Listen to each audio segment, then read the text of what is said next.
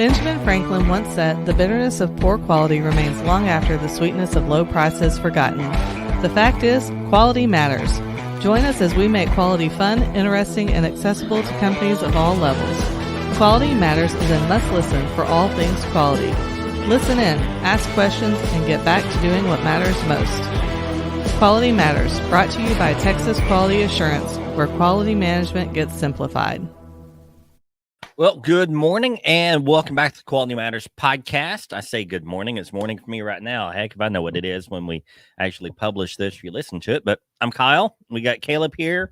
Hello. And, well, I'm out of uniform again because I'm still dealing with the same stupid horse. So we had How's that going? Any progress? Huh? Any progress? Oh, yeah, not good. Not good. Sheesh. So you know how I said he got blisters because the horse sneakers we made for him, basically modified for him. They call them laminitis shoes, but you know, most people don't know all this stuff. In any case, the problem is they rubbed real bad on the back. And my initial thought was it just rubbed the skin and got him a real bad blister, but it didn't. It rubbed away part of the bed for the hoof on the backside. So we've got a whole thing we do to doctor it every day. Like I literally spread out a tarp so that we can do this all nice and clean. And I clean the tarp with water when we're done, soap and water when we're done. Yeah. We walk him onto the tarp. We unbandage everything. You know that like real thick pink insulation sheets that you can buy at Home Depot? It's like the Pink Panther insulation stuff. And it's like foam core, basically. Yeah. Not the itchy kind. Yeah. Well, but like real thick and dense. Huh. And so I've got 1.5 inches of that stuff cut out in a shoe shape, and we're calling this his moon shoes.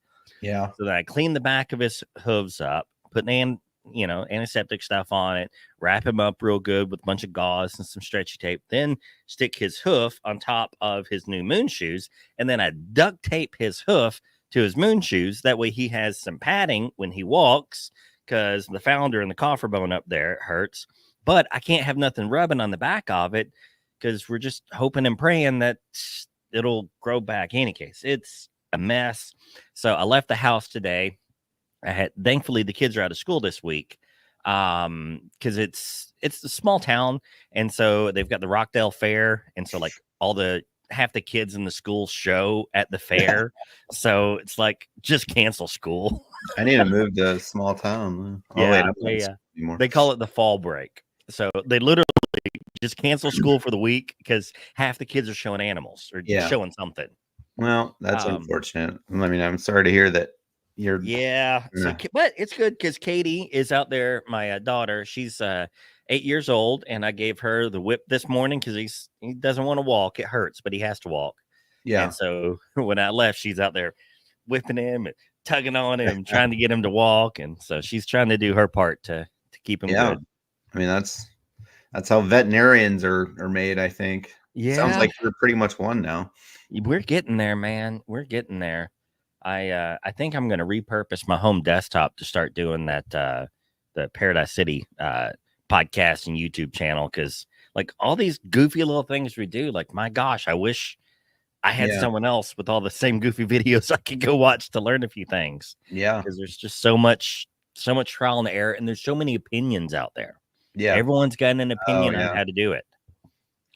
Yeah, that's when you know nobody knows. Yeah. And so it's like, all right, I got to figure out what works. But yeah, I think as we've kind of grown into this age of internet, it's like if you go and do a search and you see 5 different results with 5 different answers, nobody knows. I was telling Darcy the other day, like, I miss the old internet when blogs and like early YouTube vlogs and stuff were not someone with some big high dollar corporate sponsorship that's really paid to push a message, right? Yeah. You just needed some average Joe who ran into the problem, and here's what I did to solve it. Yeah. That just doesn't, I don't know. Just as doesn't much exist. Yeah, I think Reddit it does that now. Like you'll even see whenever I think Google's, introduced Reddit into their search answer, which is I hate the new Google, setup, but Reddit I think is as close to what you're talking about as possible. You're probably right. You're probably right. And I get stressed out trying to read Reddit because it's just there's a lot of comments and comments. Yeah. Literally makes my head hurt. Yeah. Okay. Well, what are we actually talking about today? I could babble on about horse stuff forever, which is why I need to start the other podcast. Well, I think before we transition, I was going to say, I think you need to come up with a play on a shoe brand for your shoe. Like, take New Balance and make it something horse related or, something like that. And that's true. That's true. I even have a process to make them. So like I've got a mold that a template that I use to cut them out. And then I want it to be 1.5 inches thick, but they don't sell 1.5 inches. They sell 1 inch and they sell 1/2 inch. And so I cut the inch out, I cut the 1/2 inch out. I got spray glue to spray between, smack those together, hold them for a few minutes. Then I get the black Gorilla tape, not the regular duct tape, the black Gorilla duct tape, because that stuff is freaking awesome.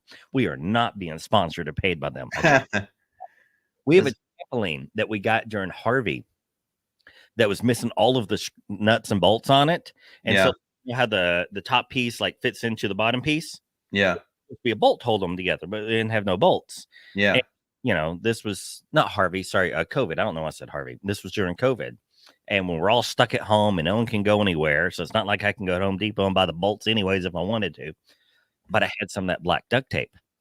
Wrap that black duct tape around there. Through a move. 4 years later, it's still good.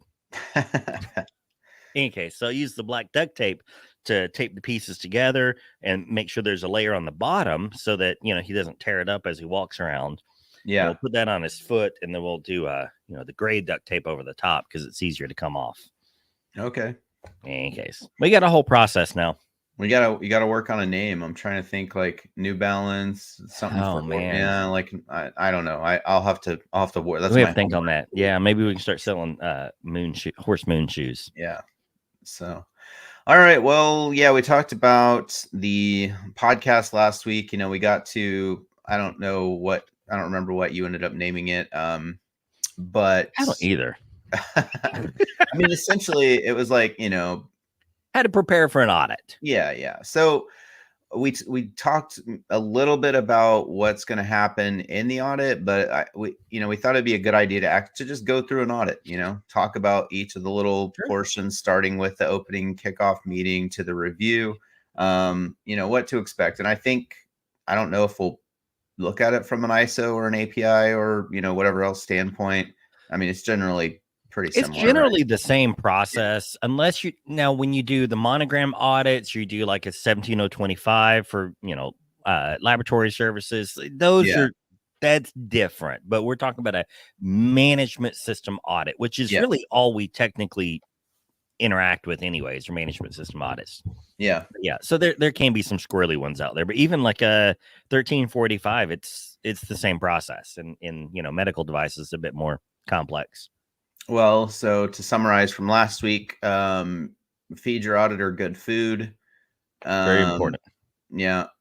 Schedule in advance. You said, what was it? And local food. Out. Get good local food because he travels all the time. Like, don't just bring in Chili's. Yeah. Get some local. Give him some local stuff. Yeah. 6 weeks out, you said, from your essentially 6 weeks of records is what, or no, 6 months, 4 to 6 months of records, and 6 to 8 weeks from your internal audit. Okay. Yep. I'm getting mixed up in my head there. And make sure when you have his audit schedule that you've got what I call a golden sample for each of the areas, right? Yeah. And now again, but don't be obvious. Don't be obvious. Yeah. There you go. Because then he's just going to throw it away and want something else, and you waste your time. All right. So I think that, summarizes briefly last week. So now we'll go into, you were in the audit, you're sitting there with the auditor, and what's going to happen, starting with first event's usually the kickoff meeting. So what do we expect there? It'll start off with an opening meeting. Now, ideally, you've had a few minutes to chit chat and kind of find out what he's interested in, ask him where he came from last, all that type of stuff, make him feel welcome. Again, most of these auditors are staff auditors and they travel a whole freaking lot. Well, let's look at it this way. Let's look at it from this is your first audit as a company perspective, because I think that's would be, helpful to work. people. Okay, so this is your first audit. Yeah, you're just going to do normal chit chat, get to know the guy, see where he's been, make sure you got the food and everything ready. Then we're going to go into the opening meeting. Now, the opening meeting, he's going to have a lot of jargon that he has to read, right? Like he's going to make mention of, we have an NDA, everything discussed here. You can feel free to show me records. I'm not allowed to take this. I'm not allowed to consult. Depending on the certification body he comes from, he's going to have another little spiel of things he has to say. So he's got things he has to say and go through. And that has to happen before the, opening meeting itself really can kick off. In the opening meeting, he should be addressing what the audit schedule is for the day, confirming that people will be available to be audited at that time. He's going to want to confirm time for breaks. He's going to want to confirm time for lunch. He's going to want to confirm time, what PPE do we need to have? What are the limits or restrictions? Can we, is video allowed or pictures allowed in certain areas? What's the process there? He'll probably want to confirm, and if he doesn't, you should go ahead and set a plan for it. When he needs records, when he needs information, who's he ask? How's he get it? How do we go about getting the information? Again, to kind of what we talked about last week is, you don't want to just plop him down with the computer access and say, find what you need. Have a good day. Yeah. Let me ask you this real quick, and let me know if you'll get to this or I'm jumping ahead. But, you mentioned from last week your golden example. What if that golden example, let's say that's a specific work order or something like that, or, do you need to find a different work order for, project number, work order for the examples, or could you use the same one to prove multiple things? Like, do you recommend spreading it out a bit so it seems like you have more? Or it's a very, very, very good question. It depends a little bit on how small your shop is, right? Yeah. How small it is, how many months of records. So I asked because we talked about, getting your records prepared ahead of time, knowing what you're going to show essentially, or, whatever. But the problem is when he sees that same, because he's going to jot down every number he sees. Yeah. When he sees that same work order number or same purchase order number 2-3 times during the day, you don't get a look. He's going to ask for some other records. Now, if you're a really tiny shop, I mean, I'm talking about like a 5-10 man shop, which, for most machine weld shops, that's a pretty small facility. And you've only been putting this together for 6 months. You may show the same record, through a different few pieces of the audit, but you really want to avoid it. Okay. One of the things too, when you do put that golden sample together, is you want to make certain that any record it references is also good, and you have a copy of that with you as well. Yeah. So like if this is a work order, it's got a purchase order with it, you better make sure that purchase order is complete. Yeah. Okay. All right. So you're getting your records prepared. All right. So sorry to interrupt there.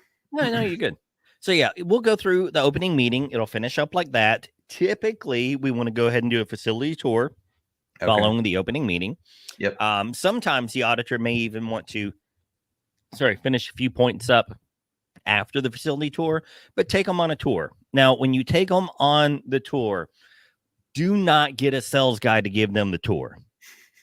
Don't get one of your geeky engineers to give them the tour. Yeah. If you've got a quality manager, they're the ideal person. If you don't have a quality manager, which you don't have to have, get one of your production supervisors, maybe the CEO or second in command, but 9 times out of 10, whoever's at the top, let's just face it, they're not connected enough to do a good job. Yeah. So you're going to do the tour. Middle manager. Yeah. Good middle management job. Not a sales guy, not an engineer. And when you walk them through, you're going to want to only talk about things. Don't talk about how awesome you are like you would walking a customer around. Yeah. You only talk about things that you can look at paperwork on. Yeah. Period. Yeah. You may even, as you're walking through, again, this kind of the golden sample comes into play. The guy in the third weld table, ahead of time what he's working on. And before the auditor got here this morning, you checked to make sure the work packet he was working on.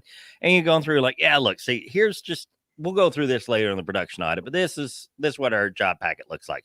here's the traveler, here's the inspection documents, here's the drawings, here's how he does everything. So we'll talk about that later. Thanks for taking time. Move on. Go to the next guy. And that's all it is. He just wants to see the place. Yeah. Some things your auditor will notice that you don't. A good auditor is like your mama. Your mama at home, when you say you cleaned your room, we all remember this growing up, you clean your room. The moment your mama walks in the room, boom, boom, boom, boom, boom, boom, boom, she found everything out of place. Yep. Your auditor does the same thing too. Yeah. Okay. So you do the tour. What's next? All right. So you did the tour. You're going to go back up to the wherever you got him stashed. Like say last time, I don't really recommend stashing him in this big cavernous conference room with one door in it. Yeah. Try to put them in someone's office. Make you got the light that doesn't work properly, kind of blinking in their eyes. Yeah. Yeah. Make sure it's something comfortable for them to work at. I mean, it's just common sense. If you're more comfortable and happy, you're less likely to get pissed off and nitpicky. Put some M&Ms out for them or something, maybe. Oh, yes. Have snacks available. Don't tell them, hey, whatever you need, come get me. Just bring his ass stuff. There you go. Say, hey, here's a bottle of water. Here's a snack. Hey, I'm in the next room. You keep documenting whatever you need. We're ready. Otherwise, I'll see you at 11:30. Okay, cool. All right. You're going to take him back. He's going to need to do a little bit of documentation, and he's going to set up the first interview. Okay. And depending on what the order is, let's say that day one where, oh, I'm so sorry, I totally skipped something. So if this is your first audit, before we start doing all of the individual audits, he's going to want to look at two things. Okay. One is your policy, objectives, and manual. Two, he's going to want to see what you've done from the most previous audit.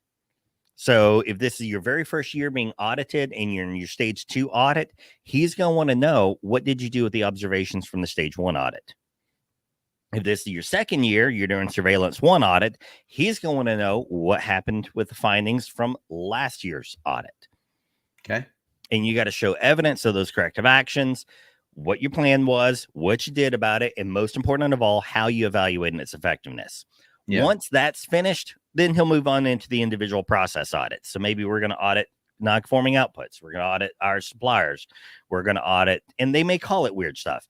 He may call it, the materials audit. Well, I don't know what materials audit means, but to him, materials audit means shipping and receiving and inventory. Okay. And then you'll go through that process on each process. Okay. So, all right. So he's looking at your quality manual, your objectives, changes, reactions from stage 1 to stage 2. I was about to say any must-have key points for objectives, manuals, or is that a whole nother rabbit trail to go down? Make sure you are managing it in accordance with your control of documented information procedure. Yeah. Whatever procedure, and you may call it different. You may have a control of documents. You may have a control of records. You may have a documents, whatever you call it. Make sure they follow that procedure, and make sure your objectives are not only are measurable, but you have measured them, and make sure that your management review discusses it. Yeah. Okay. If you've done that, you're doing pretty good. You got a good start. Okay. All right. So moving on from the quality objectives manual, what's next? So each audit that he does, he's auditing a particular process. Now, it can be easy to get out of scope, and you're not allowed to tell him you can't ask that question. You're not allowed to tell your auditor, we're not talking about that. You can't do that. But let's say that, let's say we're doing an audit on, approved suppliers. We're doing an audit on our approved supplier list and on how we purchase and select suppliers. Vendors, same thing. They're interchangeable words. External providers, interchangeable words. And he starts going off on credit terms and payment methods and overdue invoices. And he starts going down that rabbit trail, which can impact the quality of products and services if you don't manage those things. Yeah.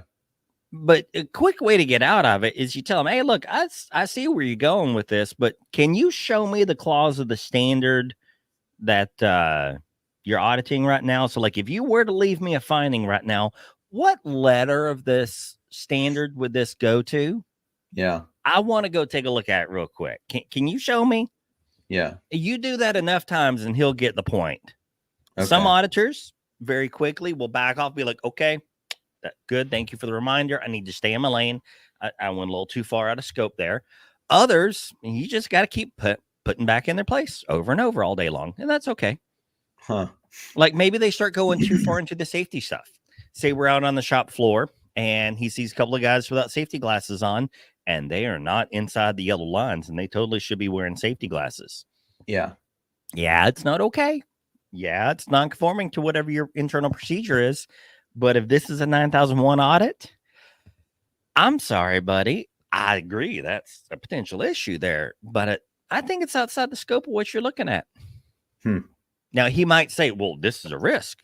There's safety risk, the risk. Like, correct. But we have to have a scope.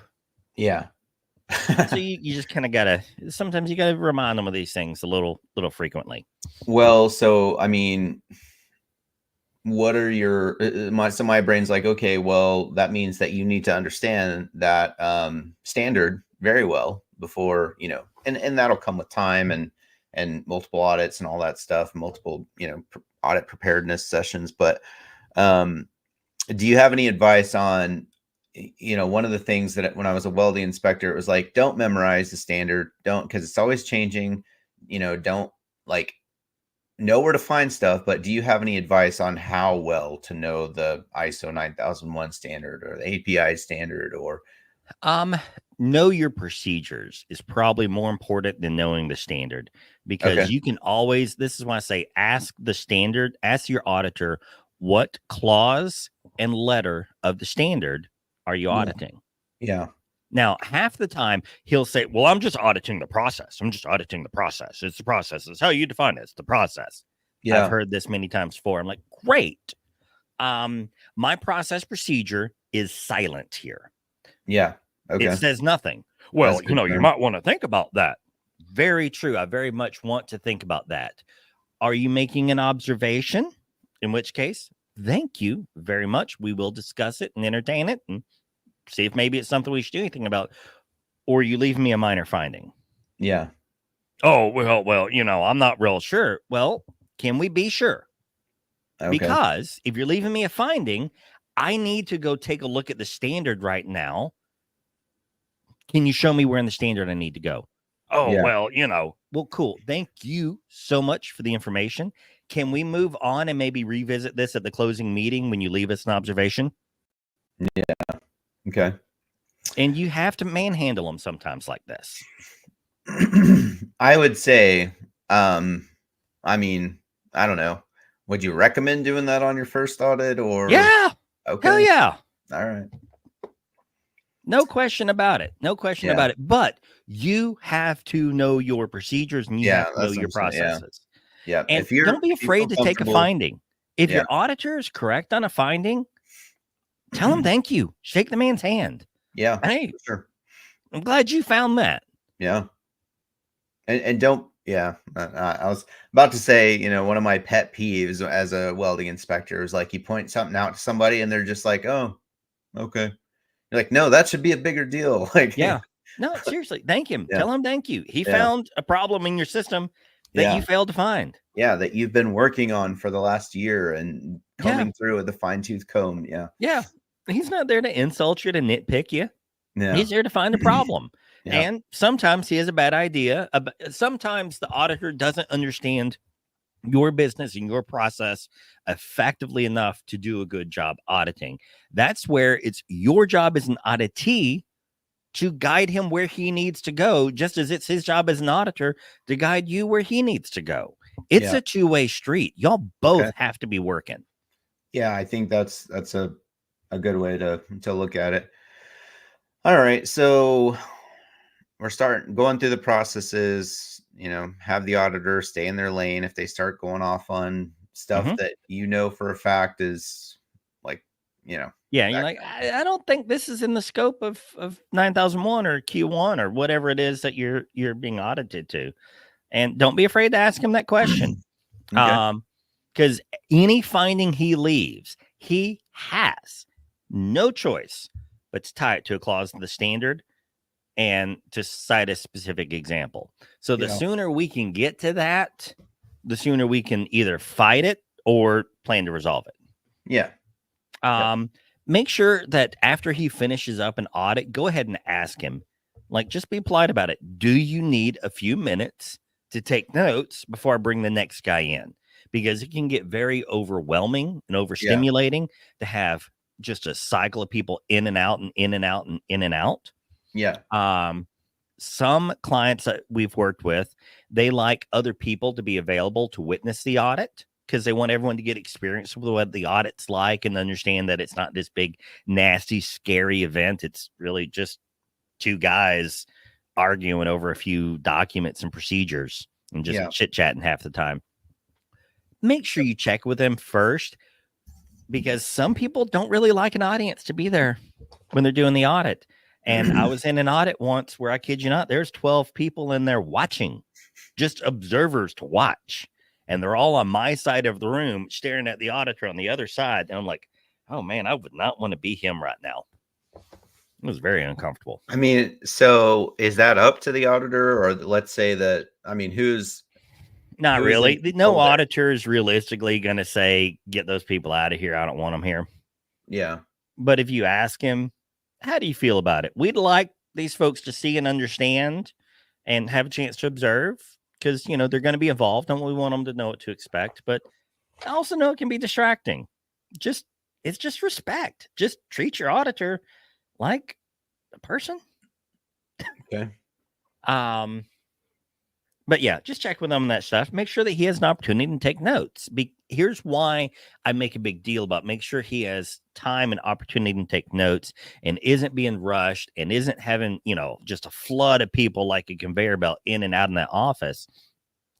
Is he has to jot down every document he looked at, every record he looked at, everything he looked at. He's got to take notes on and make sense of.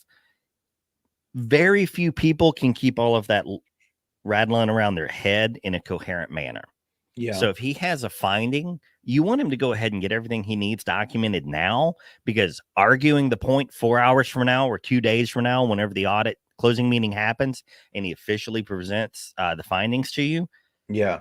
If stuff's rattled around in his head, gotten a little confused, now y'all are arguing about it in the closing meeting, and that's just an uncomfortable situation for everyone. Yeah. And I've never seen an auditor change their mind at that point. Never seen it happen. I've not done it myself either. I'm like, we got this far, guys. I told you all about it earlier. We're here. This is the evidence I've got. Yeah. You just don't want to get yourself in a weird position. Okay. So maybe why do you think that is, that they're so hesitant to change at that point? Just because it's gotten so far and that should have been resolved, you know, a while back. Like, I mean, should have been resolved. There's a formal protest method the certification body has. And from his perspective, he left a legitimate finding. Yeah. And from your perspective, well, he didn't. But now he's got an airplane to catch. Yeah. And his flight leaves at 6. And it's plus everybody's over it. You know, this is the last day, the last thing. Like, what are we doing? Yeah. Yeah. By the time you hit that closing meeting, it's too late. Okay. Gotcha. So I will say, I have one time fought a finding with the certification body. Okay. I had to finally told the auditor, look, we'll agree to disagree. I know you think it. I don't. And I was like, what's the process here we got to follow? Because I'm tired of arguing this. You're leaving the finding. That's cool. But I need to know the process because I'm going to argue it. Yeah. And so he put me in contact with people they need contact in. And here's how you'll file the dispute. And you'll want to give them this number when you do it. I'm like, cool. Thank you, buddy. Gotcha. Okay. So, well, I mean, any more stuff in between, you know, the different processes and clauses, and I mean, any other things you can think of? No, it's really your technical knowledge isn't what matters at this point. It's really more of skill and practice. What do you mean don't by that? offer up extra information. Like if he asks you, probably the single best piece of advice here, be okay with still dead silence. Yeah. Don't pick up your phone and start scrolling on your phone when it's silent and awkward. Don't do that, because we're all used to that. That means that, hey, I'm not that concerned with what you're doing. You do your thing. I do mine, whether it's Candy Crush or emails or Facebook, whatever it is. Yeah. No, when the audit's going on and there's nothing to be said and there's nothing to do, you just sit still. Yeah. That made me feel awkward. Just you looking at the camera there. Like, that's the point. Works great with my kids too. You do the little auditor stare on them. Yeah. You get all sorts of information out of them you didn't even know. And you just look at them. So how do you combat the auditor stare? Right back. Okay. Just sit there. Someone's going to say something. Yeah. Don't let it be you. Gotcha. If you don't have nothing useful to add, don't add it. Yeah. Defending yourself, that don't help much. You either have evidence or you don't. Yeah. There's not a lot of gray area in there. The gray area is, should we have evidence, but not do we or don't we? Gotcha. And so when he's doing his notes and he's everything, if he wants you to stay around for questions, that's cool. Don't pick up the phone and start scrolling. Yeah. Just sit there. Now, something I will do is I'll doodle in my notebook. And so anytime there's audits, man, there's all sorts of doodles in there. But, that's very different than staring at this device. Yeah. This device says, I don't care what you're doing. Yeah. A pen and paper, anything else says I'm still here. Yeah. Okay. I know it's kind of weird stuff, but it makes the audit go better. No, I mean, I totally understand that. There's something to be said for giving somebody your time and, just your time. I mean, you're paying them to be there, first of all. Mm-hmm. Second of all, you actually want to get something out of the audit. Yes. Yes. The auditor needs to feel welcomed, respected, and authority to do his job, but no more. Yeah. He needs to understand he has a place, and you keep him in that place. Let me ask you this. Let's say if ballpark, how many auditors are, and I'm trying to think of categories to put them in, but I mean, the main two is hey, somebody that is there that just wants to do an audit. It's their job. They're just trying to do their job versus somebody that's there that thinks they know everything, wants to, the cop versus the, I don't know, auditor. I don't